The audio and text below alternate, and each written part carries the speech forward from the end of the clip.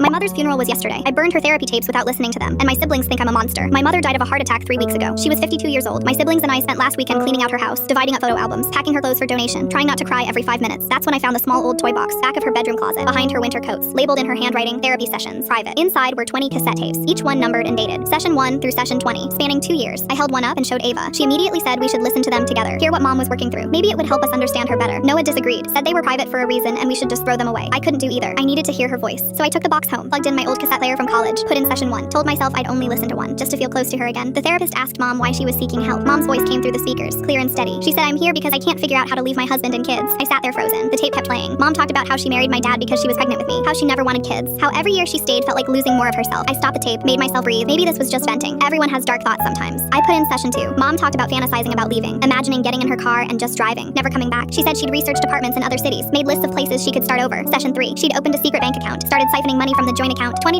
here, $50 there, building an escape fund. Session 5. She'd packed a bag, kept it hidden in her car trunk for 3 months. Toiletries, a chain of clothes, cash, ready to go at any moment. I felt sick. This wasn't just venting, this was planning. Session 8. She made it to the airport, bought a one-way ticket to Portland, sat at the gate for 2 hours, watched families say goodbye. Then she turned around and went home. The therapist asked why. Mom went quiet. Then she said, because I realized I couldn't afford the life I wanted on a waitress salary. If I left, I'd be poor. If I stayed, I had the house, the car, the comfort. Session 12. She'd done it again. Made it to the airport. Different city this time. Seattle, same result. Came back. The therapist asked if she felt guilty about the kids. Mom laughed. She actually laughed. She said, I know I'm supposed to say yes, but honestly, no, I don't think about them when I'm planning to leave. I think about the house, the life insurance policy, what I'd be giving up. Session 15. She admitted she'd tried to leave 4 more times. 4. Always came back. Always for the money. Never for us. Session 18. She told the therapist she'd made peace with it. She'd chosen money over happiness, chose comfort over freedom, and she'd chosen it over her children. I stopped listening. I couldn't hear anymore. 19 more tapes sat in that toy box. I didn't want to know what else she'd said. I didn't sleep that night. Just sat there staring at the toy box. 19 more tapes I hadn't listened to. Session 19. Session 20. What else had she said? I put in session 19. Mom told her therapist she'd stop trying to leave, accepted her choice, made peace with staying for the money and the lifestyle. The therapist asked how she felt about her children now that she decided to stay. Mom paused. Then she said, I don't resent them anymore. I've learned to see them as part of the investment, the life I built. They're not the reason I'm happy, but they're not the reason I'm unhappy either. They just exist. Session 20. The final session. Mom told the therapist this would be their last meeting. She didn't need therapy anymore. She'd figured it out. The therapist asked what she'd figured out. Mom said I realized I was asking the wrong question. I kept asking myself if I loved my kids enough to stay, but that's not what kept me here. What kept me here was asking if I loved myself enough to leave, and the answer was no. I loved comfort more than I loved myself. I loved security more than freedom. And my kids, they were just collateral. Not the reason, just the excuse. I turned off the tape. My phone rang. Ava. She wanted to come over and listen to the tapes together. I looked at the toy box, then at my fireplace. I told her I'd burned them. I didn't tell her I'd listened to all of them first. Let her think I destroyed them out of spite. She went silent. Then she started yelling, called me selfish, said those tapes weren't mine to destroy, that we all deserve to hear mom's voice. I said, trust me. You didn't want to hear what she had to say. Ava hung up on me. Noah called an hour later, said the same thing, that I was a monster for burning them. The funeral was the next day. Ava and Noah gave beautiful eulogies about how much mom loved us, how she sacrificed everything for her